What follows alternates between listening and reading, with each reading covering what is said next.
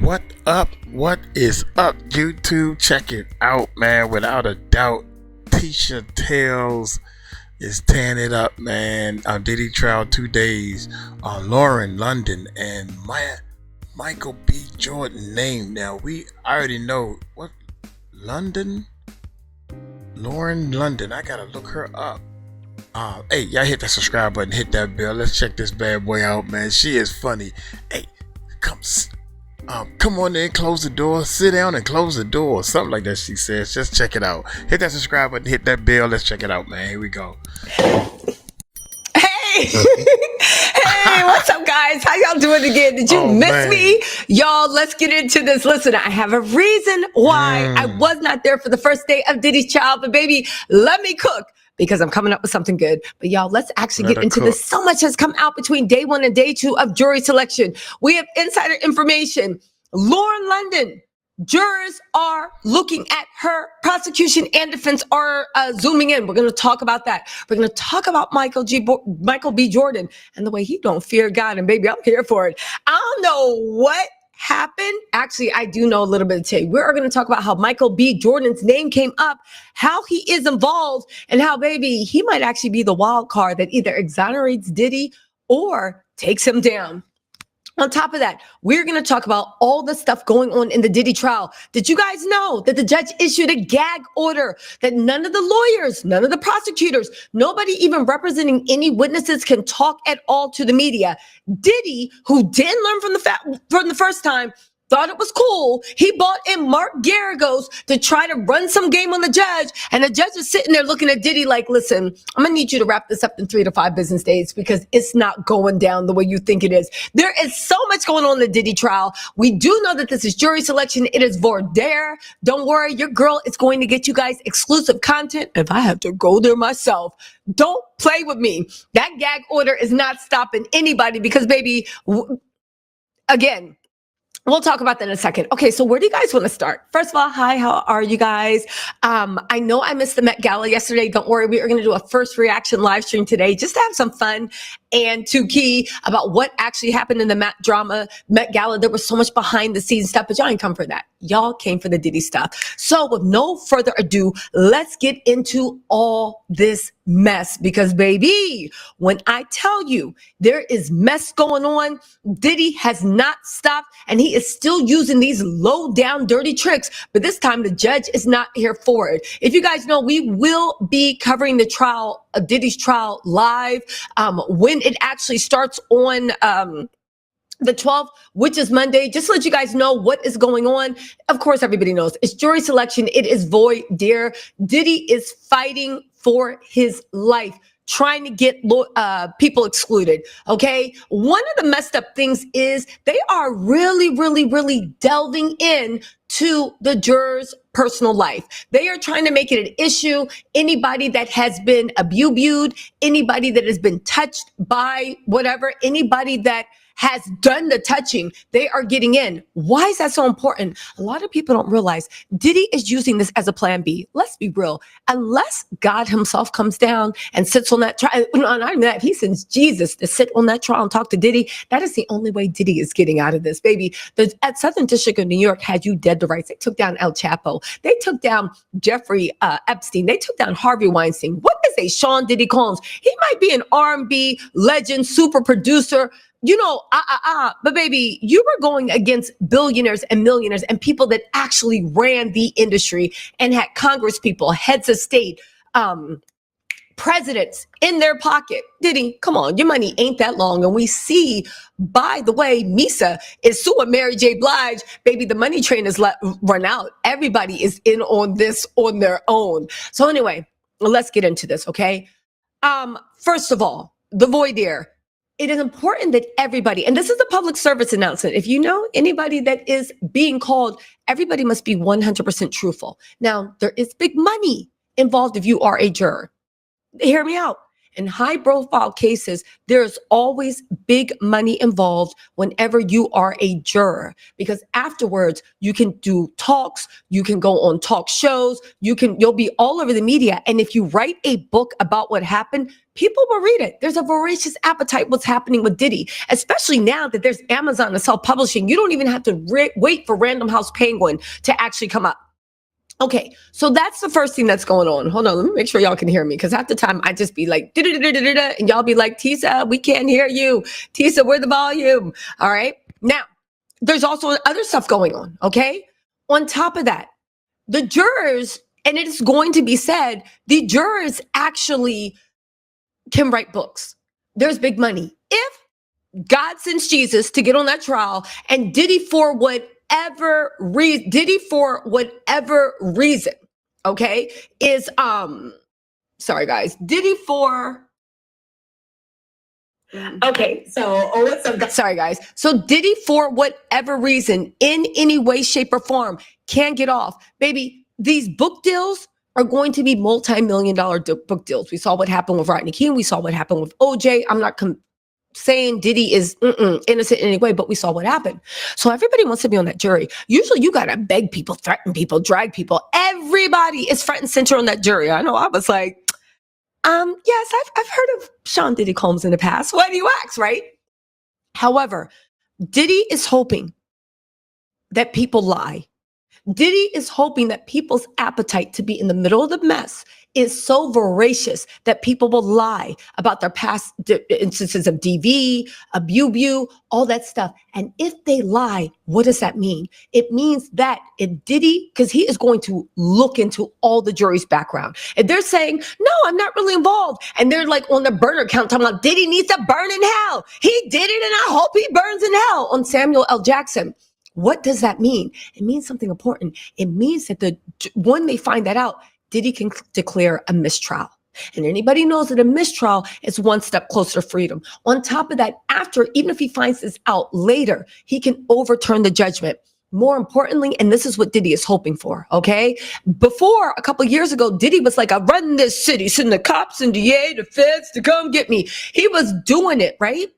Diddy is now trying to say he can't get a fair trial in New York. He wants a change of venue. He wants this in like Arkansas. No shade if you live in Arkansas, but like Arkansas, where he can control the jury. Now, I don't know how much in Trump's country, in Arkansas, that's going to help Diddy. But at this point, he is grasping with straws, because get this, if he can prove, one, that jurors are lying, two, that it's been made a media spectacle, which is what he's hoping, right? It's been made a media spectacle. What does that mean? Usually in trials, they don't happen this quick. They are stretched out over like years. Honestly, you get arrested, you do this, you're out on bail, your trial comes up maybe a year or two later. It gives you time to make a defense, but it gives the feds time to do more investigation. Diddy made a bet. Diddy knew that he had so much dirt that he had to beat the feds to the punchline. He realized that he had to run and make them go to the end, because if he let the feds just conduct an investigation, baby, they might find stuff from Diddy's kindergarten. They might find stuff from Diddy's third grade. They might find when he literally took the little girl's Valentine's gift, pushed her on the floor, and literally tried to bribe people with crayons and trying to have freak. I'm just saying, they say Diddy's been a bad egg for a long time, right? The point of the matter is Diddy made a strategic thing that they would rush the trial, hurry up the government. A lot of the investigations they didn't have time to complete. The government does not believe in making a fool of themselves. The only time they bring charges are when they are 150% sure that they got you dead to rights. They do not just they don't do fishing expeditions like what Diddy's been doing. So what's that to do with anything? To make a long story longer, right? We're about to get to the point. It was a two-part strategy. Mark Geragos convinced Diddy, I'm telling you what we do. We rush the trial, we run the clock out on the feds, and then when we get to trial, we tell the judge, Your Honor, there's too much evidence, we need to pause. The judge looked at them and said, didn't I ask you mofos 11 times over the course of last year whether you wanted to move the trial?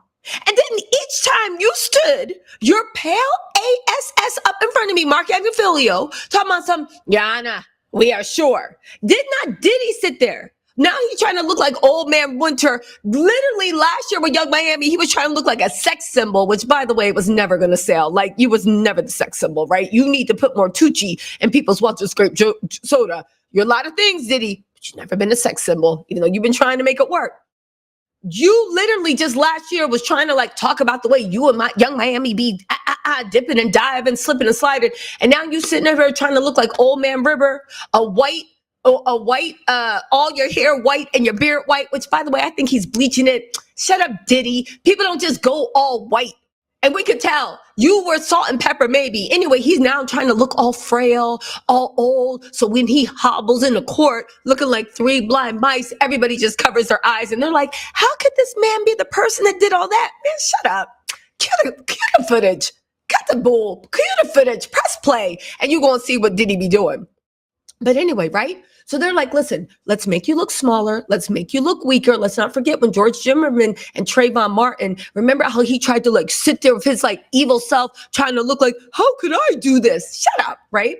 Anyway, so Diddy was like, all right, so we'll rush to the trial and then we'll ask. However, the judge was like, didn't I ask you 11 times before I made my summer vacation plans whether or not you would need a thing? And did you not look in my face? And they were like, well, yeah, Shauna, but we need more time. And the judge literally said the key words that anybody with any type of legal training knows. This trial is a freight train barreling forward. Every time you hear a judge say that, baby, you can come with a leg halfway hanging out. And the judge is going to be like, let's take a 20-minute recess so that the paramedics can come and stitch your leg up, and then we'll see you after the recess, counselor. It means it don't matter if you dying, bring the coffin in. This trial is going to keep going. So Diddy used up his last thing with the judge because he embarrassed the judge. I remember when he embarrassed the judge, right? When he lied and said his notes, but then the judge looked into it and the judge made a ruling based off of what Mark Geragos told them, that it was privilege and it was type privilege. And then the prosecutors came back 3 days later and was like, Your Honor, did you even bother to look at the evidence? Because nothing was written privilege. What are you talking about? And when the judge looked at Mark Geragos and said, you told me it said privilege, because you know how wild it is that somebody won't lie to a federal judge. And Mark Geragos was like, Your Honor, could have said anything. Anyway, Your Honor, moving on. He tried to sun the judge. He tried to punk the judge. And I said, that was real cute. But when you do stuff like that, it always comes back to bite you. The judge, I believe, you lost. And I'm not saying the judge is being vindictive, but the judge was probably being vindictive. Don't nobody like being made a fool of, especially such a high profile case. And this judge is a younger judge. Granted, they're in their 40s, but when it comes to judges, that's pretty young for a judge. So after that embarrassment, the judge is not giving Diddy an inch to breathe. I'm not saying the judge is being unfair to Diddy. Not at all. The judge is very fair, at least from the rulings, right? He listens, he listens with his ears. He listens and he doesn't judge. However, he is not giving Diddy any grace because you used up that grace in that dumb stunt that Mark Geragos was like just being sloppy. Anyway, let me get back on point because there's so much I have to tell you guys. I haven't seen you guys in like 2-3 days. Y'all know I've been sick. Also, y'all know I had to take out the boho goddess dreads on God. I will never get boho goddess locks. The knotless are cool, but if you are considering getting boho goddess locks, please get the knotless on God. I will never do that. When I say I was taking that hair out for 3 days, at one point I thought my hair was dreaded. Don't get the boho goddess locks. Please just get the knotless. It looks the same. Don't do it. Don't do it. Don't do it. Don't do it. The girl did a good job on my hair. Still don't do it. Don't do it. Anyway, right? Anyway, so sorry. Listen, there's so much we got to catch on that one. So anyway, let's get back to the Diddy shit. So, Diddy was like, yo, let's move this trial forward. We going to rush it, make them tie it up, and then be like, yo, I need 2 months. The judge was like, no.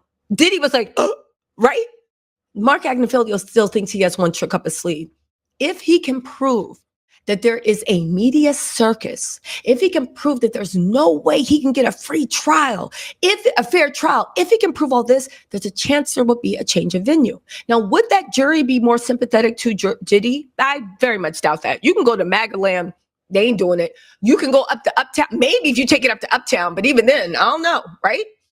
The whole point of the matter is they thought that they're like, yo, we'll just say it's a whole media spectacle, and we'll take it to a media spectacle. And that's why the jury can't be selected fairly. That's why I'm staying out of jury. Whatever. But I got something. I'm cooking something special for y'all. Listen, just rock with me on the 12th. I'm telling you, I'm cooking something special. Anyway, the whole point of the media trial was that they're like, yo, we can't get a fair trial and get a change of venue. If there is a change of venue, of course, it needs to be a change of judge and it needs to go on the calendar, which gives Diddy more time to prepare. But the prosecution does not have more time to bring charges. So they thought they were going to be cute and do that. And Diddy's team is still trying to do this with the coverage that is on the jury selection. Yana, can't be a fair trial. This is what they're hoping, that they find a way to get a change of venue because he can't get a fair trial in New York and he will get, it's not going to work. The legal people I talked to said, first of all, technically, and here's how people mess up with the law. Technically in law, anything is possible. The law is a living, breathing creation of the rules that society agree upon enough to codify them. That's what the law is. That's why slavery used to be legal. Racism used to be legal. Like, used, right? That's why all these things, because it literally is, we all agree so much that we will codify it, okay? The law is not set in stone. Things like that, that's moral law. Our country doesn't believe in moral law. It believes in judicial, which reflects the wills of the people. So, first of all, yes, you can look into any legal argument and be like, oh, we'll do this, this, and this, and this. But Diddy is too dumb or foolhardy to realize that's not the way things work out in the real world. That's not actually what happens in the real world. It's very hard to get a change of venue. And also, Diddy, you are the one that asked for this trial to be rushed forward. You can extend it or could have extended it, but you asked for this trial to be rushed forward. So you know what? That's just on you, Diddy. That's just on you. Anyway, these are Diddy's tricks that's going on. And this is why outside the coverage for the jury, I get it. Everybody get their bag, do what they're doing. I want to know. It's voracious. But we need to be very careful about what we say and do because Diddy's team is looking for any reason to use that as an excuse to get the venue moved. Okay, so that's where we are. Okay, these are the tricks Diddy's are trying. This is what's going on for the pre, and know every single day that is what Diddy's goal is. And to it, will it work? Probably not, because you put your own self in the situation. This is like me, like literally, like lighting my house on fire, then saying, "Oh my God, I can't." No, you're the one that did it. You have to go through with this. Okay. But there's more. Let's get into the other stuff with Diddy. Now, I do want to say this, right? After Michael B. Jordan and Lori Harvey broke up, of course, I took Lori Harvey's side because I always take the woman's side, like literally I'll be sitting there. And if someone's like, but was their grandfather involved? If I can't put it on the son, I'll put it on the father. Like, it's the men's fault, right? And I don't know either of them, right? However, after what we see in Diddy's trial, it actually makes me really, really laugh because Michael B. Jordan doesn't fear God. If you guys don't know what I'm talking about, Michael B. Jordan's name was brought up in the jury questionnaire. So is Lauren London's. And I'm going to tell you for what. But first you want to listen to me ramble, right? So did Michael Myers, Austin Powers, and a few other people's names. A lot of celebrities' names came up. Now, I talked to a few legal sources. I talked to a few sources like, what's going on? Let's talk about the Michael B. Jordan stuff, right? First of all, Michael B. Jordan, and this can be verified through the Rolling Stones. I believe Cheyenne Roundtree of the Rolling Stones, she's a big writer, actually verified this. In case y'all think I'm bullshitting, that Michael B. Jordan's name came up in Diddy's jury selection today. Now get this. Michael B. Jordan is not a witness. But Rolling Stone has learned he's referenced in Cassie's lawsuit as an actor that she had some sort of flirtation with. So back in 2019, Michael B. Jordan, and he's an actor that she had a flirty relationship with in 2015. When Diddy found out, he allegedly threatened Michael B. Jordan. So this is a year before Diddy blew up Kid Cudi's car. Cassie was being flirty with Michael B. Jordan. Diddy threatened Michael B. Jordan, okay? Cassie has verified this in her lawsuit that he is the unnamed actor. Now, here's the funny thing, right? As of now, Michael B. Jordan is not being called to be a witness. However, they have not put together the complete witness list. You can always put in last minute substitutions that might change. But can I say something about Michael B. Jordan? Yo, Michael B. Jordan ain't scared. He is not a punk. He was making googly eyes at Cassie. Did he threaten him? He did not care. And then he went on to date Lori Harvey. Michael Jordan looked at Diddy and said, I dare you to blow my car up. I dare you to say you're goons. But isn't Michael B. Jordan from like Newark or Orange, New Jersey or something? He said, I'm about to show you what Brick City is. Shout out to Michael B. Jordan for on the low being like, baby, I ain't never scared. Listen, I thought that was like a really, really funny thing. Now, here's the thing. Lauren London's name was always brought up. People are saying, and again, there is only so much information I can get right now. Don't worry, there will be more because we must respect the sanctity of the legal process. However, Lauren London's name was 100% brought up. It is unclear whether Lauren would be on the witness list. Why? Everybody's keeping it very, very tight. Diddy already knows whether Lauren is on the witness list, okay? My sources say, what's the issue with Lauren and why is she there? Well, y'all remember that.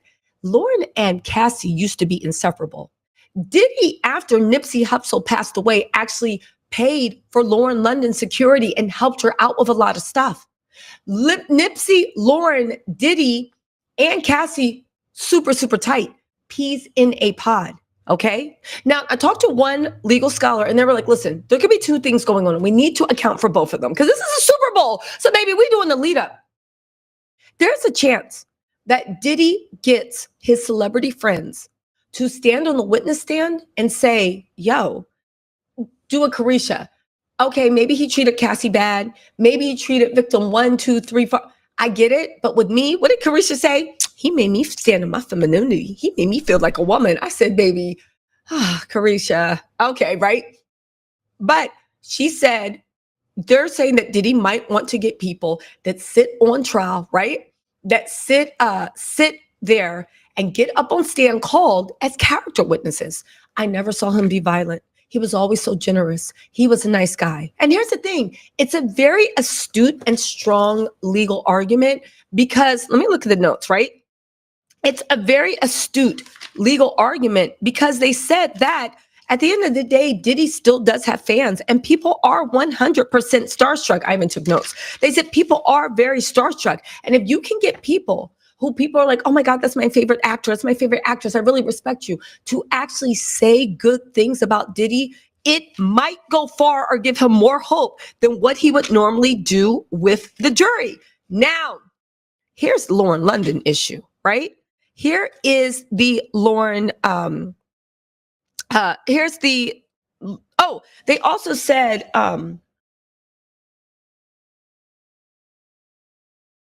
that's off the record. Okay. They also even said there are going to be some people that were involved in a lot of Diddy's freak-offs that are not fans of Cassie, that do not think that she's that innocent and does think that she played a bigger role. It's complicated because why Diddy might have oppressed Cassie, these other people are saying that Cassie oppressed other people. Again, it's very, very complicated. That's why the feds want to bring in their own expert witnesses to explain about what victims of abuse, the way it goes. Let's also not forget that young lady. I told y'all about it months ago. Her name starts with a B. We now know it to be 𝗂𝗓, that Diddy hung off a balcony. People are saying that Diddy was very jealous about anyone Cassie was with, man or woman. And that Diddy may have looked at 𝗂𝗓 as also a romantic rival. Now, again, these are the screamings of a lunatic high off a Tucci. But again, just because Diddy believed that, it doesn't make it true. I'm just telling y'all what Diddy believed. So let's get back to the Lauren London. Here's the thing, though. There is a chance that Lauren London could be testifying on behalf of Diddy, a la Carisha, please. He was a good man. He treated me well. After that, however, I put my ear to the street and I asked people, what is Lauren London's like real deal? What is going on? And everybody that I asked about Lauren came back with a scoffing saying, there is no way. If Lauren London does testify and people think that she might be called as a witness to bolster Cassie because Lauren witnessed a lot of stuff that happened with Diddy and Cassie. And after Diddy broke up and Cassie tried to blacklist Cassie, because remember, Cassie still wanted her music career, Lauren London stood by her side no matter what. The people that actually know Lauren London said, there ain't no way. Lauren London is a real B. Quote, she is a down-ass California B. And anybody that got friends from Cali know, Cali people are loyal. And Cali people will ride with you till the wheels come off, and they don't care. They will be loyal and they will ride with you until the wheels come off. They are saying that there ain't no way that they think on God's green earth that what they know of Lauren London and the way she has been a good friend and loyal to Cassie through thick and thin, good times and bad, that we can't even, that she would ever get up there and bolster Diddy's credibility. And if Diddy's team plans to call her, they are stupid, because Lauren London is gorgeous. She is well-spoken, but she is also down for Cassie. That is her friend. And she knows intimately a lot of the horrors that Cassie actually suffered, okay? That little video in the hallway, they said is the tip of the iceberg. They say, if you think that's bad, that is nothing. That was a random Tuesday, literally Tuesday. So much so it didn't even faze Cassie. Crazy. She showed up the next day at work, bruised up, this and that. That's how bad Diddy actually was and the way he was actually demonic, okay? So, man, they need to talk to the makeup artist, the lady that was doing the makeup covering up the bruises. She is ready to testify. I can't wait to see what she got to say. I'm gonna be mad if all this stuff that came out, because she actually did an interview, and trust me, and then there's another bodyguard, Roger Barnes. Lauren London, her name was brought up to the jury. There's a chance that she will be witness, but they're saying that she may be a witness for the prosecution to bolster Cassie's claims. And they're saying that if Diddy's team is stupid enough to think that they can cross-examine and break her, it's just not happening. It's not happening. It doesn't matter what Diddy did for her when Nipsey died. It doesn't matter how much he's given. Lauren London knows who Diddy is on a deep level and how bad he treated Cassie and the way Cassie literally did leave with her life, luckily, and that's all. So that's what's going on with this, right? Listen, yeah, oh, thank you. So Michi says, not just that, Lauren has also been paid by Diddy for modeling for Sean Don. I get that, and I brought that up too. Lauren and Diddy have a business relationship. They had a friendship. They had a relationship. He stepped up with Nip. But that said, she is down for Cassie 100%. And if he does think that he can somehow flip her or whatever, that's just his stupidness. Let's get back into this. So what else do I have to catch you guys up on with this stuff? Okay, what else do I have to, hold on, let me get some of these super chats. B, so much, you guys. Give a shout out to the best mod in the world. B, thank you for being a member for 44 months. I've been on YouTube for 44 months. B's been rocking with me since the beginning. My friend, my buddy. Thanks, me, B. Thank you so much. Let's see, who else is 44 months? Wow, we have to celebrate. Okay. B, stop gifting memberships. My moderators cannot stop gifting memberships. Beverly Picard, make sure y'all say thank you to B. Used to be the sweetest girl. Say thank you. Fly Girl 517, Trinity, Love, and Fearless One. Make sure y'all give B a lot of love for gifting y'all some Tattletales membership. Also, during the trial, I will be doing exclusive lives for my members with the inside information before I bring it to y'all. Again, the trial hasn't started. This is just the tip of the iceberg. But baby, come to 12, y'all better lock the MFing in. Put your iPhone, put your AirPods in. You better go to Costco's, not Target, but you better go to Costco's and stock up on some Oreos to throw them kids for dinner. They ain't talking about nothing. They've been begging for Oreos and chocolate milk for the last month. Let them eat Oreos all next week. Your man ain't talking about nothing. Your girl been yapping about the same thing and the same problems from 3 weeks ago. We got to lock in on the 12th for the trial. Opening arguments is going to be good. So what else are we missing? Also, if you guys are into the Met Gala, I know I missed the Met Gala. It doesn't matter. I'm going to do it today. It's going to be first reaction. I didn't even watch the live stream, but we are going to go, and you know it's going to be fun and a roast. We are very versatile here. Okay, so let's get back into the Diddy stuff, right? This is directly from court reporters in a letter to U.S. District. Oh, this is what I wanted to talk about. Mark Geragos. He thinks he's too slick. So let's get back to that gag order, because this is the one thing about Diddy. He is the epitome of how you gonna win when you ain't right within. Diddy is the embodiment of that. How are you going to win when you're not winning? Diddy's team demanded a gag order, not just on their thing, but all the people that are testifying all have their own lawyers, okay? All the people that are testifying all have their own lawyers. Diddy's team screamed and yelled that you must, with that, not put a gag order on all of them. What does that mean? The lawyers aren't allowed to talk to the media in any way, shape, or form, okay? And on top of that, the clients can't talk, the witnesses can't talk, right? So all that stuff's going on, right? So how can I say this without giving up too much information? Well, let me just actually get to this.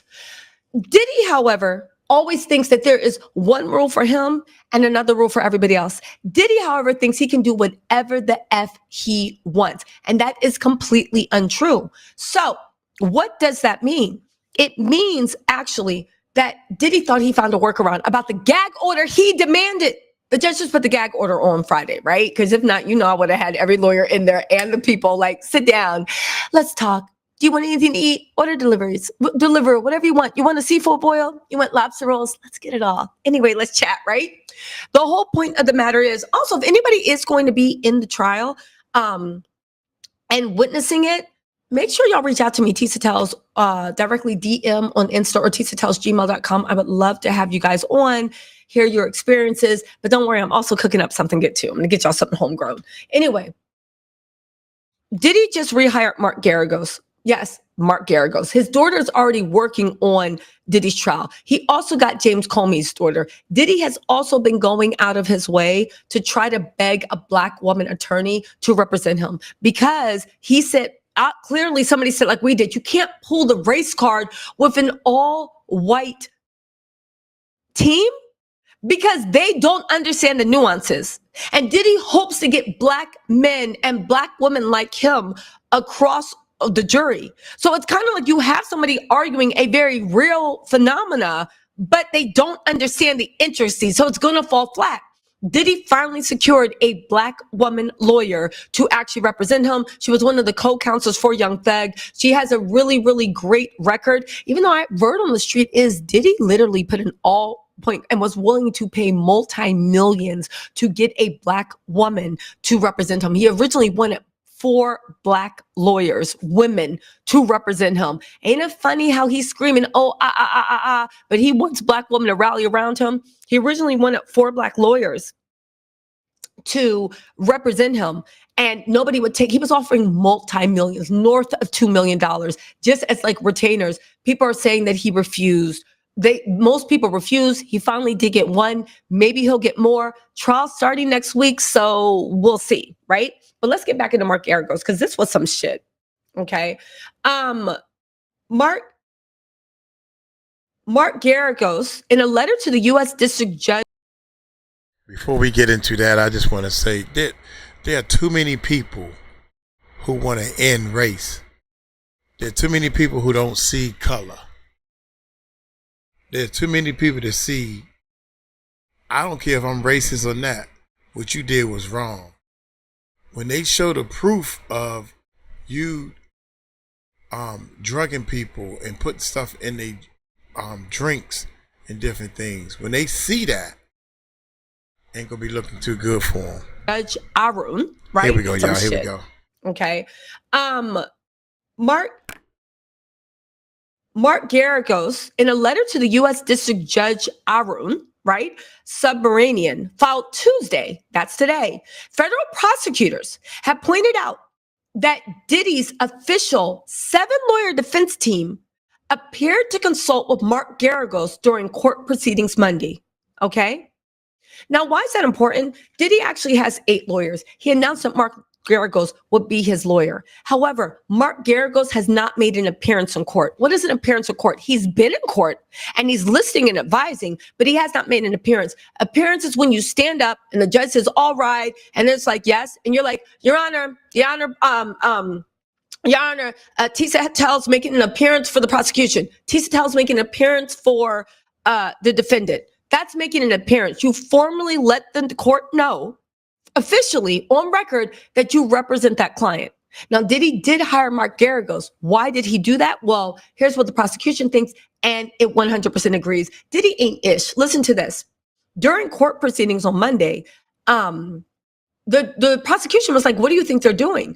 They said that they have concluded that the media-savvy lawyer, Mark Geragos, known for representing high-profile clients such as Michael Jackson, Chris Brown, and the Menendez brothers, is acting as an advisor to Diddy. They said Mark Geragos recently spoke about the case on a podcast and teased that he would discuss it again in an upcoming episode. They said the need for the court's admonishment is this is the prosecution. The need for the court's admonishment is necessary, given that as recently as 3 days ago, Mark Geragos spoke at length about the trial in this case in his podcast called Two Angry Men. He has a podcast with 𝗗𝗡𝗡𝗞𝗦 from TMZ. Remember when I told you that TMZ was deep on Diddy's side? One of Diddy's lawyers has a podcast with 𝗗𝗡𝗡𝗞𝗦. 𝗗𝗡𝗡𝗞𝗦 has always given Diddy easy coverage. Even in the beginning, some of y'all were calling me liars when 𝗗𝗡𝗡𝗞𝗦 was like, Diddy's not under investigation. Our sources tell you. And I was like, they're an MF and lie. They are 100% under investigation. Then they were saying that Little Rod's case will be thrown out. I said, it's an MF and lie. Little Rod's case is the blueprint they used to raid Diddy's house and know where to go. Then they kept saying all this stuff. Harvey is spending, I believe, for Diddy's team because he is super tight with Diddy's team. But it goes deeper. That's not the only thing that came out. Mark Geragos was on his podcast with 𝗗𝗡𝗡𝗞𝗦, right? They have a dual podcast they do every week, saying that 𝗗𝗡𝗡𝗞𝗦 is the creator and the owner-operator of TMZ. The letter from prosecutor reads, the prosecutor called out Geragos' comments about the surveillance video recorded inside of the hotel, okay? They said inside the Intercontinental Hotel that shows Diddy doing what he did to Cassie in 2016. He said that the government's planned use of the video during the trial amounted to a character assassination. So why is this so big? Well, in legal circles, what Diddy's trying to do is very stupid, but it's also very disgusting. You demanded a gag order, just like everybody did. You demanded a gag order. And then what is the first thing you did? You then had said that Mark Geragos was your lawyer. He is in court all the time advising you, listening to everything. He has access to all the prosecution letters, access to everything with the witnesses. He's acting as a lawyer, but he has not made an appearance in court. What does that mean?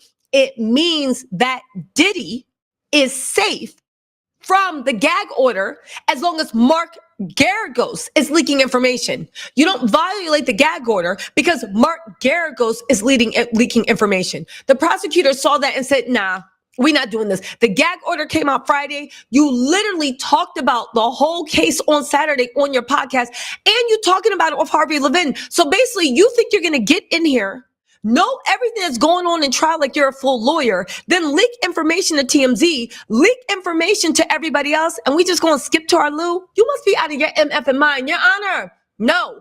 He either makes an appearance or he has to get out of here. But you can't be an advisor because either that or we need to extend the gag order to even advisors, because this is Diddy basically trying to make it that he is the only people that have a powerful outlet. And as much as Diddy tries to act like, oh my God, everybody's talking about you. You got TMZ in your thing. You got access to the media thing with the New York Post, the Washington Times, the LA Times. Diddy, shut up. You are very, very powerful. And you think you found a workaround in the system. So it looks like Mark Geragos is either going to be excluded from things, or he's going to have to make an appearance, or they're going to extend the gag order because, again, Diddy thought he had a workaround. Now that we know that Mark Geragos is like this with 𝗗𝗡𝗡𝗞𝗦, they have a podcast, this and that, we need to actually look at TMZ's coverage as very, very skeptical, or at the very least, and I'm not saying they're lying, but you need to look at it as like, and everybody associated with TMZ, because, baby, this is all about connections in the money game. This is why it's good to be independent media. Hear me out.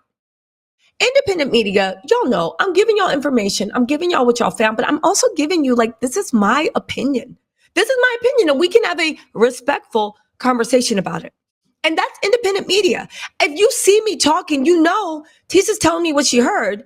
She's also giving me her opinion, and it's up to me to think whether I'm telling her, whether Tissa is telling the truth or not. Right? I'm not asking anyone to believe me. I'm just saying, let's start a conversation. This is what I found out. What do you think? Right? However, legacy media, and not all legacy media, but a lot of legacy media is very, very, very dangerous. Why? Because they lead you to believe that it's this unbiased bastion. They lead you to believe that, like, you know, they lead you to believe that they're a bastion of truth. They're unbiased. They're just doing this. They're just doing that. When at the end of the day, the same way y'all be thinking us on YouTube are all colluding and talking and this and that and and it's just like a networking event. That's what legacy media does.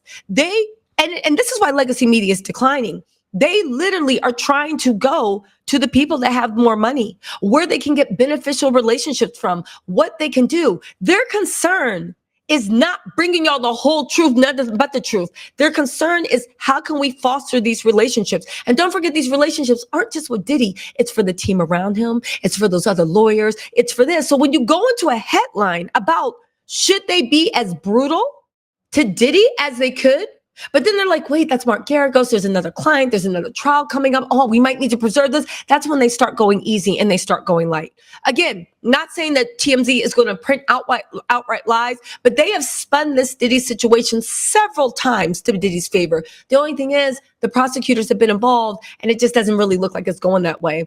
Also, celebrity business. Thank you so much for the super chat. I appreciate that so much for the super chat. I appreciate you guys so much. Now, here's the thing. Will Meek Mills be called to the stand? Who said that? Somebody said, will Meek Mills be called to the stand? I hope so. Listen, y'all can say what y'all want about Meek Mills. Listen, Meek Mills cracks me up. He is literally rap's village idiot. I've never seen how someone can be such a talented, prolific rapper and also crack me up with the dumbness he be tweeting. Like, literally, listen, that's crazy. Meek Mills cracks me up. I actually do hope he testify. I hope he comes with the straight backs. I hope he come with the Memphis dreams and nightmares, you know, slide on that wood grain with the Pumas, like that little engine that could. Oh, I slide up to your block. And listen, I hope he shows up on some dreams and nightmare. Boy, I slide up to your block. I hope he shows up with that, right? Listen, you also need to know that, will Kid Cudi testify? My people are saying 100% that Kid Cudi will deliver testimony of some sort. Now, here's the thing you guys need to realize about testimony. Testimony can be two things. Testimony can be a sworn affidavit, right?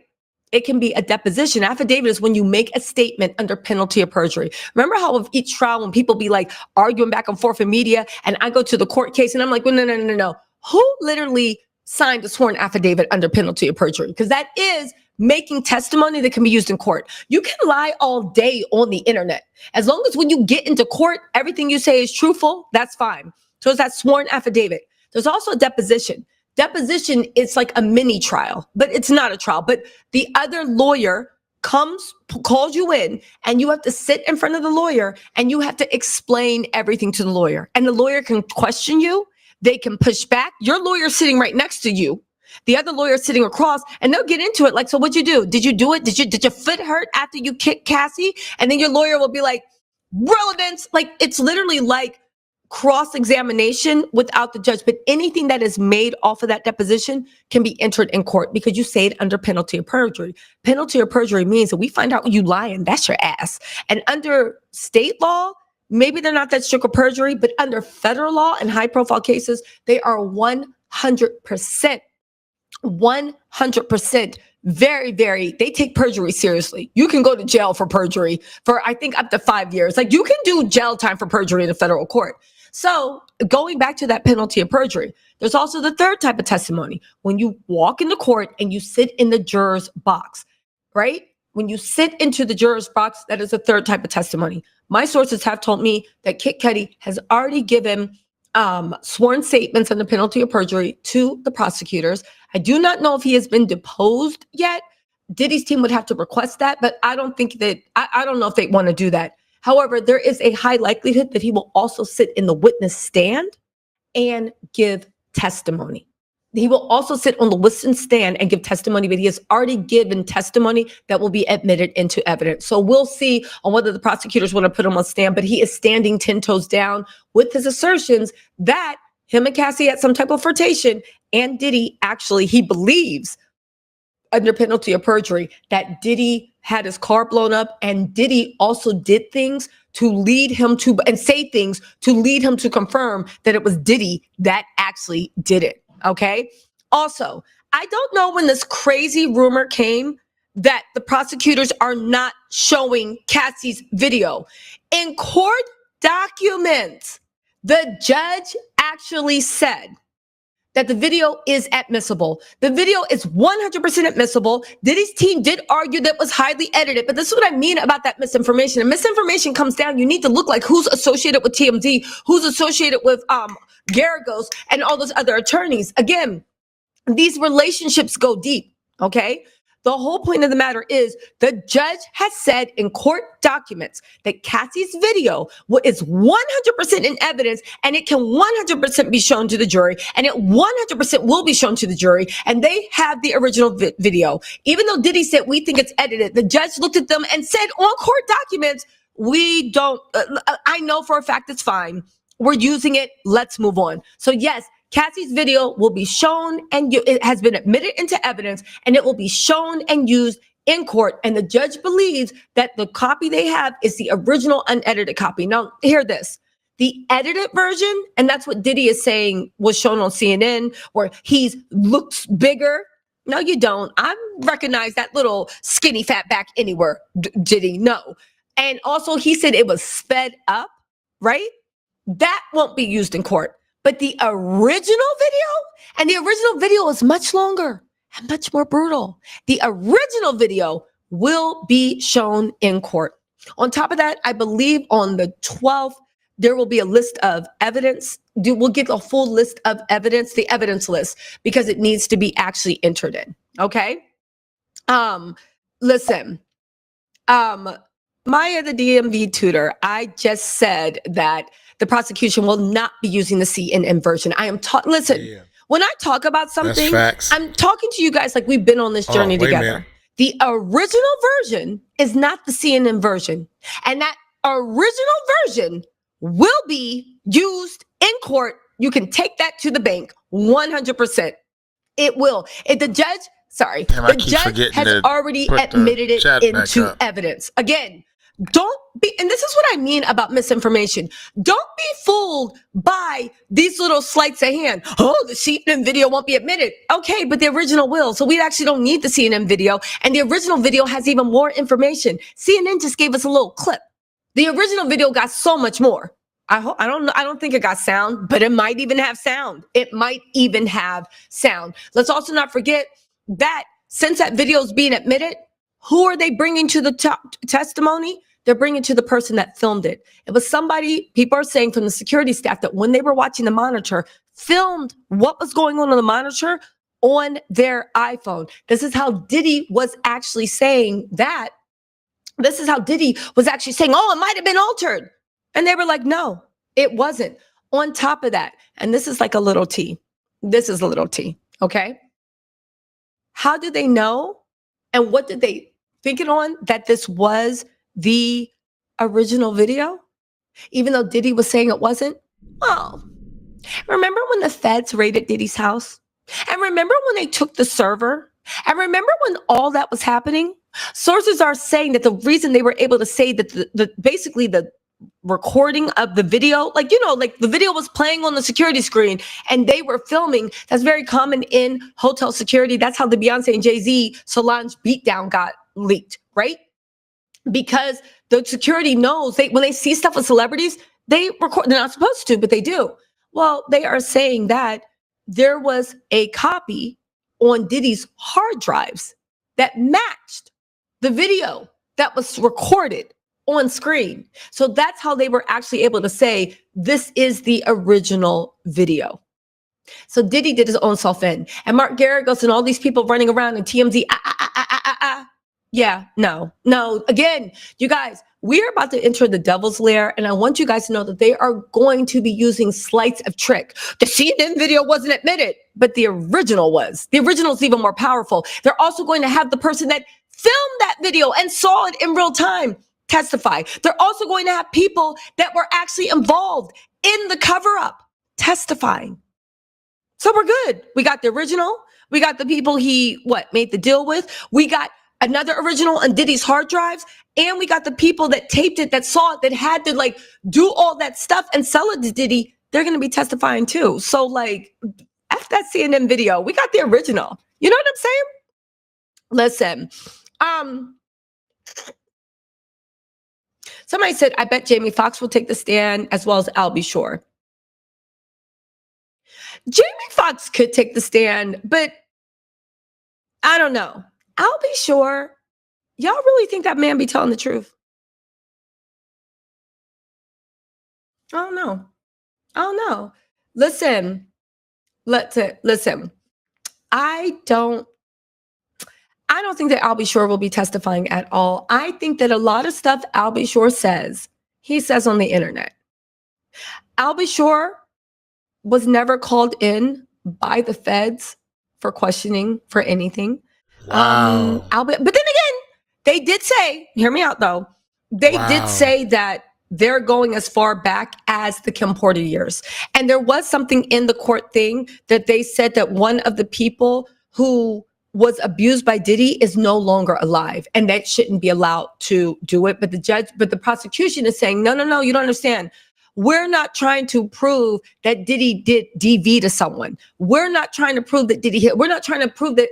We're trying to prove that the same way Cassie was treated, Diddy treated the one before, the one before, the one before, the one after, the one after, one after. And if we can establish that this is your MO, this is the way you treat women, this is the way you do, well then what's the MFing problem? You see what I'm saying?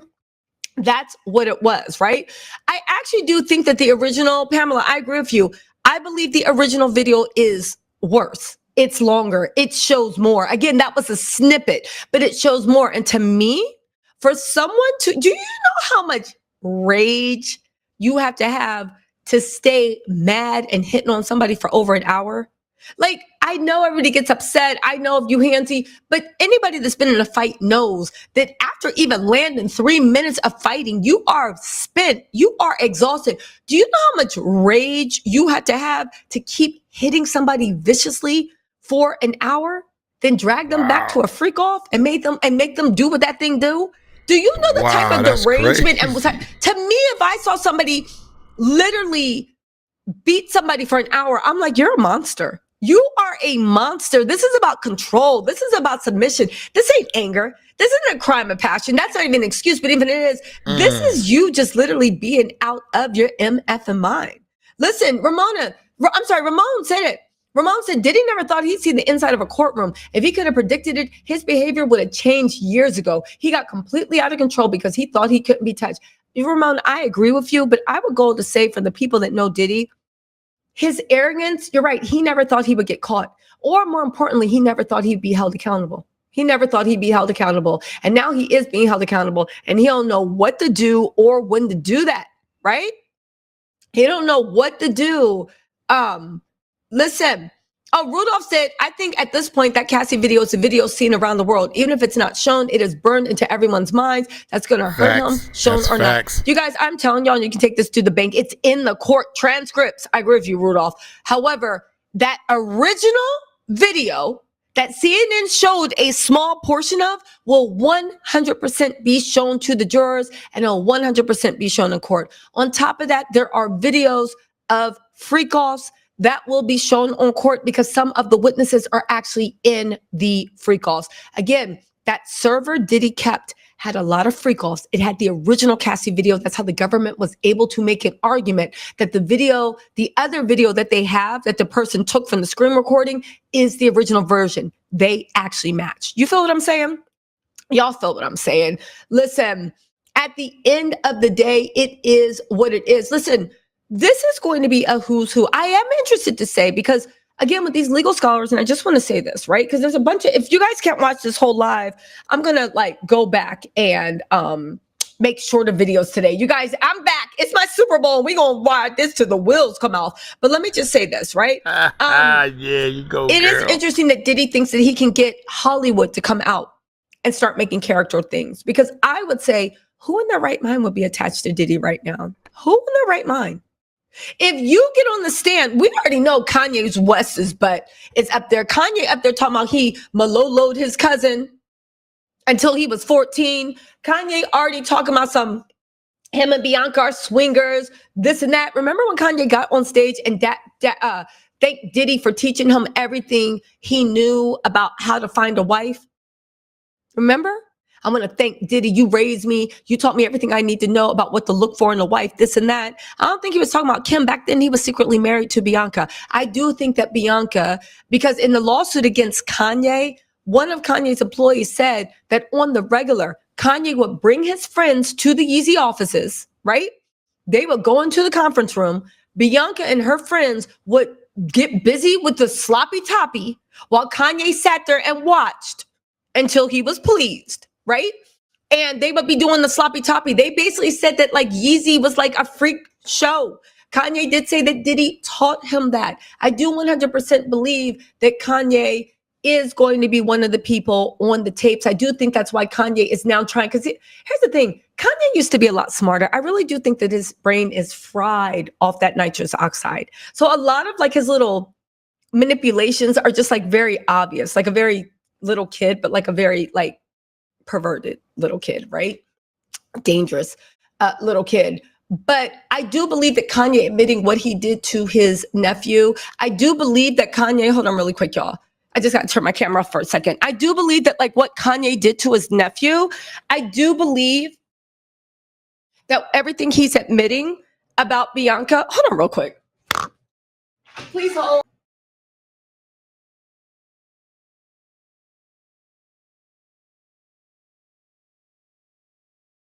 I think she went and got a delivery or something. Sorry, guys, I'm back. That was my DoorDash. Hold on, I told you to the camera DoorDash. now. That was my DoorDash. Apologies, everyone. So anyway, Yeah. let me run back over. Mm-hmm. Sorry. Okay, I'm back. Sorry, it was my DoorDash. Anyway, I do believe that one of the reasons that Kanye is making all these confessions and saying all this stuff is Kanye is trying to cover his own butt. Kanye is swamped right now with lawsuits. Him and Bianca were doing the weirdest, freakiest, dumbest stuff in the universe. And the thing is, like most, right? They don't want the people that's just like, yeah, let's get it on. They want the person being like, can you please leave me alone? Bianca was running up talking about, what's your views on Hitler? Literally assaulting, like literally affronting. Anyway, Bianca and Kanye are a mess, but I do think that Kanye is really, really worried about these legal proceedings. And I do believe that Kanye plays a bigger role than he wants any of us to believe. You feel what I'm saying? You know, listen, Liz. Listen, somebody said Louis Vuitton slashed their prices amidst the Chinese fallout from that. Let me tell y'all something. You know, I'm a woman.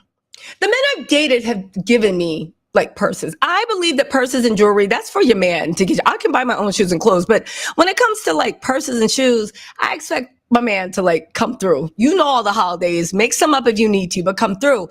But after that, I'm looking at this luxury market stuff. Like, get the hell out. I don't care what y'all say. They get their labor, they get the tools, they get the leather from Africa and China. They get all the pieces. The fact that some French broad might spend 2 days stitching a handle, I don't care. I just want the quality. I'm off of designer stuff. I'm really just off. It's all BS. It's all BS. So you can walk in a room and other people that need possessions. And again, if you like designer stuff, that's fine, right? With me, it's just, nah. It's like, I'm going to spend all my man's going to spend all the money for me to walk in a room because you need me to have a certain type of purse or shoes to respect me, or so I can feel better than you. And I'm not saying that's everybody. Some people really like designer, but I don't see the point of paying that. Do I want crap? No, but I will rock with like a quality purse, a quality pair of shoes. Like, I don't care about those labels. Right. Half the people that are literally fronting those labels, it's like, yeah, I don't need that. But that's just me. I'm not, do what you want. That's just me. Facts. Listen. Oh, somebody said everyone is forgetting about Laverne Cox. She was part of a stint on VH1. Are you talking about Diddy's stint? No, listen, I don't know. I don't honestly know. I do know. Listen, Eddie Kane said Cassie couldn't have left. She liked something. She could have left. I don't believe that. Listen, this is why we need experts in. I get it. I just know in the world, there's no such thing as a perfect victim. Like everybody wants to be like episode of Taken where they're chained. That's not how it works. Like if that was the case, that's like saying somebody that is like a prostitute being beaten by her pimp could have left. Yeah, technically we all have free will, but not really. Like when you look at humans and the way that when somebody is abused, when somebody is treated a certain way, when somebody's mind is messed with a certain way, it's very easy 95% of the time to predict how that person is going to turn out. You know what I'm saying? Like there is an exception, 10%, you went through hell. Oh my God, now look at you. You're the president of the universe. But these are the exceptions of the rules. Most people that grow up with alcoholic mothers, alcoholic fathers, when you look at the issues they have older in life, it's a spectrum, but they all deal with the same type of things. When you look at somebody whose mom or dad was on drugs or was abusive, they all grow up to have the same issues, just like, it could be dialed up to 10 or it could be dialed down to 3, right? So if we can believe that, right? Why can't we believe that in a relationship where somebody is sex trafficked and it's just modern day slavery, that they're all going to react the same ways? As human beings, instead of going crazy, our minds find ways to cope. You can look at Black people in America and the way under the oppression of racism, there are tropes in how it affects negatively, but also in the way that we literally move forward and find a way not just to survive, but to thrive. There's no shame in saying that. Human beings, we are animals to a certain extent. And when you put everybody in the same situation, you're going to have the same outcome.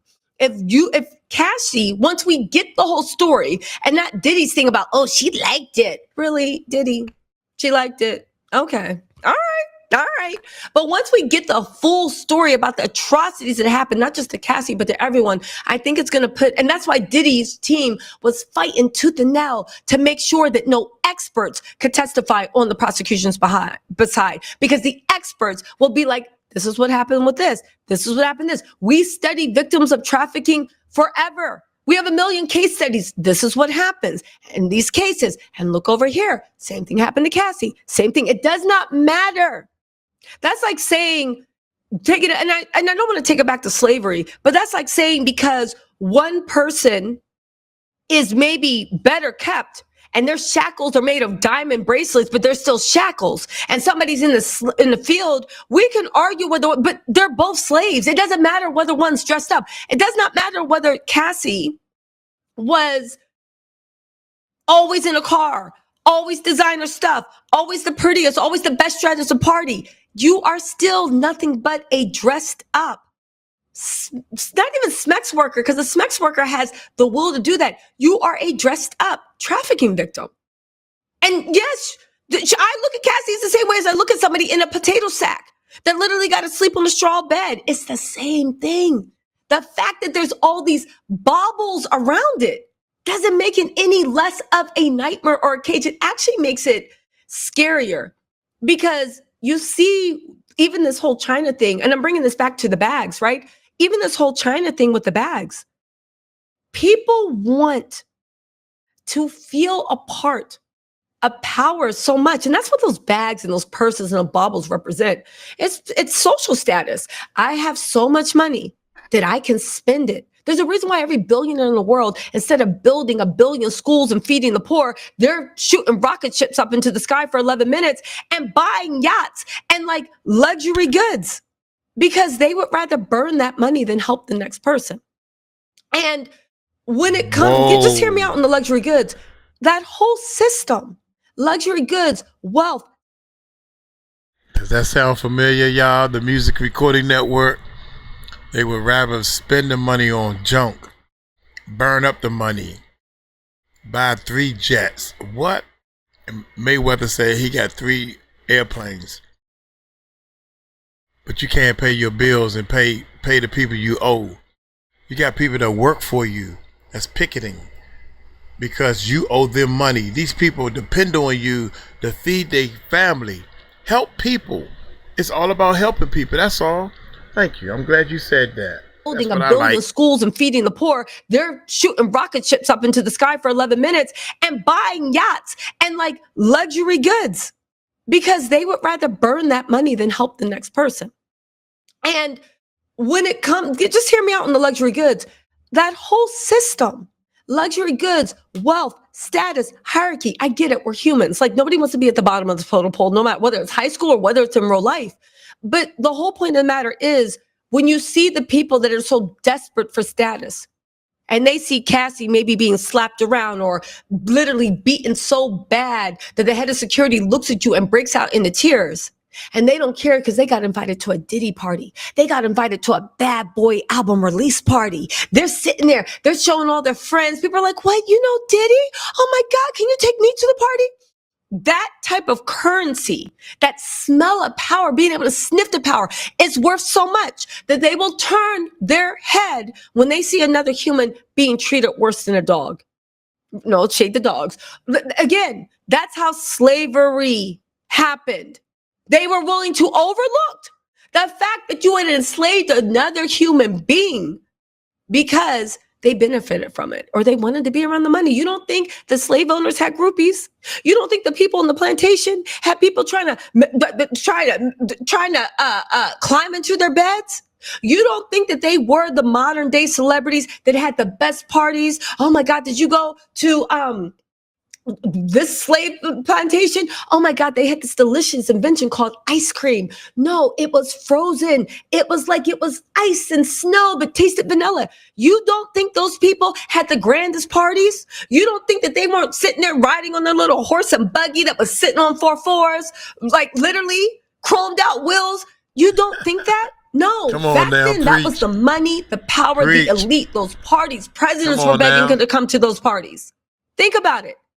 That's the whole thing. But you use it. So the same people that were okay with the slavery and made excuses. Oh, I think they like it. I think that the same people that would do anything to covet power, even to overlook that people were raped and forced to breed like livestock. Even those same people, these are the same people that are willing to look the other way when they saw Cassie and all those other people being oppressed because they were hoping that Diddy would either give them a few droplets of gold or they could get close enough to that social capital that they could bask in that same feeling as having designer goods and that designer bags get you, but on steroids. That's my TED Talk. That's my long, drawn out TED Talk. I don't care what y'all say. The Most High said, thank you for the super sticker, the Most High. What's up, Trishawn? Trishawn said one thing about Tisa, she got to get her Uber Eats. Yo, I'm off Uber. I'm on DoorDash. I'm sick of these Uber. Well, no, I'm off of Uber Eats. I'm sick of them. I'm sick of them. Never come on time. This and that. You tell them the food's missing. That no. I'm sick of Uber Eats. I'm on DoorDash, but I'm gonna take a break from all of them. But I'm eating healthier stuff now, so it's good. You know. Yeah, listen. Again, listen. At the end of the day, you can believe what you want, but I've seen, and you can read now, the way people for a drop of power, a drop of influence, to just walk into a party and see somebody that people love and admire being like, hey, Tisa, what's up? People will sell their left kidney. And they are willing to overlook the pain of someone else as long as it benefits them. It's the world we live in. It's very sad. It's very dark. But for everybody to try to act like now everybody is a knight in shining armor, there are women that like protect all women. Come on now. If that's the way it worked in the violent crime unit, the sex crime unit in every single city, state, country, nation around the world would not actually exist. So it's kind of like, I'm gonna need y'all to be real about the evil that lies in the hearts of men. That's all. I'm not saying everybody's evil. I'm not saying, I am saying that y'all need to be real about the evil that lies into the hearts of men. Y'all can believe it's a money grab, but can I just say something? Do y'all know how brainwashed and this is the thing, listen, 𝗗𝗢𝗡𝗞𝗦, listen, let's have some working class solidarity. Do y'all know how crazy it is that y'all are working class people talking about something? It looked like a money grab to me. No shit, sure. Like, welcome to the world. Welcome to the world. The fact that every billionaire in the world don't give a F about anything. They just want their money. Just give me my money. They just want their money. And they don't care whether you owe them 5 cents. They want their 5 cents. They want a pin to the penny. Not pay your landlord 1 penny. You think he letting you slide? Not pay their bank. Overdraft your account by 1 penny. Tell Amazon, I'll give y'all 3 cents tomorrow. Can you just let it slide and see what happened? Countries, nations, business, industries, power. How do the people get? First, you get the money. Then you get the power. Then you get the respect. The fact that no one that has power in this world, and when I say power, I mean a very Western version of power, not the spiritual power, not the power of love. Stop it. I'm talking about the Western version of power. Might, skill, right? There we go. Nobody that has power in the West has gotten it without getting money. And they all know that the way to get power and the way to take power is to take money or resources. That's how we got into this whole colonial nightmare that is right now destroying America. And the fact that these rich people have convinced you that there's some type of honor in being a victim, calling someone out, and then you should be happy with an apology. Do you know how stupid that sounds? Do you realize you have been brainwashed in that for them, money's everything? Because at the end of the day, they know money is power and they never want to give up a penny, because if you give up the pennies, that's where their power gets taken away. And they have convinced you that if you need to be noble, if you need to be real, if you need to be someone believable, if you've been injured by them, then you don't deserve money. No, only bad people want money. Go to church and pray about it. Only bad people have money. If you were a real victim, you would just want an apology. The people that only care about money and that have sold their left kidneys to get money and the power that comes with that money have convinced you that when you hold them accountable, because they're rich and powerful, the way you really prove you're a real victim, and mind you, these are working class people saying this, which is the most embarrassing. You repeat in the brainwash, the way you can convince them that you're a real victim is by taking I saw we. No, baby, if you want to hurt someone, you look at what they value and you take that away. Diddy valued his money. Diddy valued his power. So if you want to hurt Diddy, an apology don't mean nothing. We saw that apology video he made for Cassie, and then 3 business later said, no, I take it back. There was more to the story. Words don't mean itch to those people. Nothing means anything except the money in their bank account, which is the reason they have their power. And that's all they care about. And if you really want to be on some David and Goliath stuff, right? You literally take your slingshot and hit them where it hurts, which is their pockets. Again, y'all, working class people, we got to wake up. We got to wake up. How did a whole system built on money convince you that money isn't an adequate punishment? And if you go for money, for someone violating your mind, your body, your soul, and leaving you with a generational curse that you're going to have to work and be in therapy every third Sunday for the rest of your life to make sure you don't pass it down to your children. Somebody convinced you that after they violated your body and you lay in bed hating yourself so much that you're forced to drugs, alcohol, wine, loose men or women, whatever you into. They convinced you that you don't deserve monetary compensation in the United States of America when this whole MFing country is built on money. Here's a deal. Y'all fools. I can't. Listen. Come on, baby, now. do what you want. I know me. If anybody ever violated me, you better. They gonna name whatever you own. They're gonna rename it New Tisadom.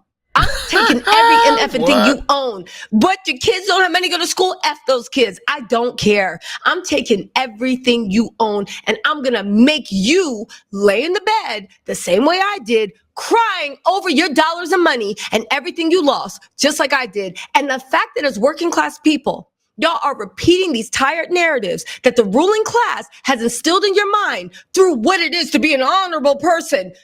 Rich people don't know honor. Oh, it's an honorable person. No, I could have, but I said no. Let the rich people be able to put you on the ground and see if they don't. You have to meet people. And I'm not saying change the way you are, but you have to meet people where they're at. And if you're trying to make somebody punish them and make sure they don't do it again, you hit them where they hurt. You hit them where they're hurt.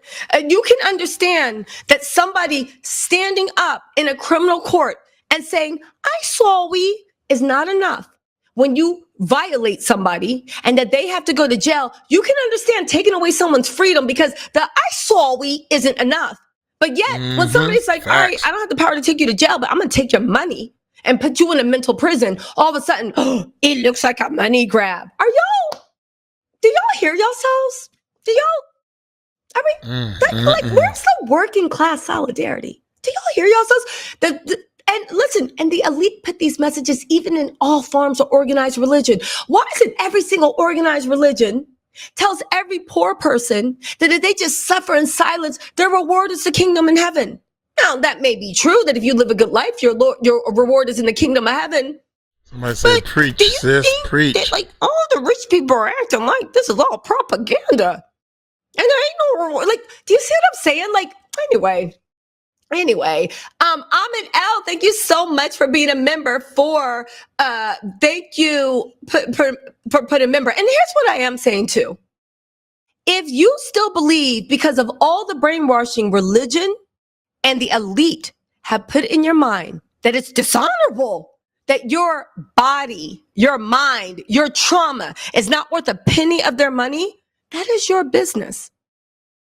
Go be happy. It's not my business. But I will say, who are you guys to sit there and judge people that's just like, no, you MFing right. You better run me that money. It isn't. Why can't somebody come out and be like, this is absolutely a cash grab. I'm going to take every penny you absolutely own. Right. This is what you know what it is. Put the fries in a bag, bro. You know what this is. This is a cash grab. Yes. Why is there shame in saying this is a cash grab? I'm taking all your money. I want everything. Put the fries in the bag. Stop playing with me. Why? Why is that? Why? Ask yourself why you're so uncomfortable with the fact that your trauma and body is not worth their money. Ask yourself why, because money's, like my dad always said, money's the cheapest thing in the world. You can always earn more money. Everybody wants it. Everybody has it. It's something that's very, why? There's only one you. So again, that's just my opinion, right? Listen. Diddy needs to pay a price. He's paying criminally, but also he needs his bank accounts because you really think that he'll care that much while he's in jail if he still have $100 million in a bank account? I'm be honest with y'all. I really needed to hear that. Thank you, Tisha. I don't know about y'all, but I really needed to hear that because I hate where I'm gonna wait to the end. You really think he'll be that hurt? If he knows that his kids can keep living the life that he wants them to, if he knows that when he gets out, because he will get out probably in like 10 years for good behavior. If he gets out, again, do what you want, believe what you want. But I think, who are you to judge somebody when they say my body was worth money? Who are you? Now you're saying you have to sacrifice and you're telling everybody else they got sacrificed too? Because the shit you heard in church or the shit some ruling elite, they brainwashed you? Nah. Listen, after found guilty, they can and will file a civil suit. Listen. Again, anyway, it sounded like a money grab to me. Yo, put the fries in the bag, bro. Just come on, wrap it up. I don't got time for this. Yes. Welcome to America. Yes. I'll explain capitalism for you guys. Next thing. Again, listen, get your money. And if you're a victim, get your money. Get your money. Listen. Listen, exactly. No, baby, me? No. You lay a hair on my thing. I don't care. You can live stream not having enough to feed your family, baby. I'm taking everything I can from you. No, not listen. Anything else we can talk through, but you violate me? Sorry, it's done. It is done. Listen. Anyway, you guys, listen, let me get out of here. I'm going to make some more videos. Everything we talked about, I'll make them into shorter videos. And as it gets up, your girl is back. We have the Super Bowl. Also, I'm going to be live in about an hour with the Met Gala. Yes, we are having roast and reactions. Your girl was busy yesterday. However, I have been dismissed. So we can get busy today. We're going to act like this is just Monday all over again. All right. Anyway, y'all, listen, And also, yeah, I'll talk to y'all soon. Man, I'm glad she have said half the things she said. Think about it, man. When people say to you all, money ain't everything, or money is the root to all evil. When people say that, that's broke people in society, everyday working people. I mean, you work to pay your bills. What's next? I mean, what is the number one thing on this earth everybody is trying to strive for? I have $1 million in the bank where you don't have to have no 9 to 5, don't have to drive through all this traffic back and forth to work. You want to leave so much money to your family and kids, but yet when it's time to get that bag, they just want the money. Everybody want the money. People have said to me, "Oh, you just want views and subscribers." Yeah, that's how I thought this game was played on YouTube. I want views and subscribers. I want 4 million subscribers. We got 400,000 right now. You know what I'm saying? I mean, the more subscribers you get, the more views you get, the more money you make. Don't everybody want to raise? Who out there right now don't want a raise from their job? I don't want no raise. Yeah, okay, you's a dummy. You's a dummy. Everybody wants to make more money on this earth. What earth you living on? So yeah, I forgot what this Diddy, Lauren, and Michael, Lauren London and Michael B. Jordan. I think Michael gonna talk, man. I think he got nothing to hide. He gonna tell the truth like it was. Diddy, this is what you did, and this is what I say. I left her alone because Diddy was tripping. You know, Diddy is still playing a game, man. Poor Diddy. I feel sorry for Diddy. I really feel sorry for them drugs and everything he done did. It's made him so out of touch with the world. He done made this whole thing up to the point that he is so out of touch with what's happening right now. He don't realize. God dang, I cannot believe this man is in jail. Court case starting on the 12th. Y'all take it light, take it slow. Tell him Uncle Mike told you so. Peace out.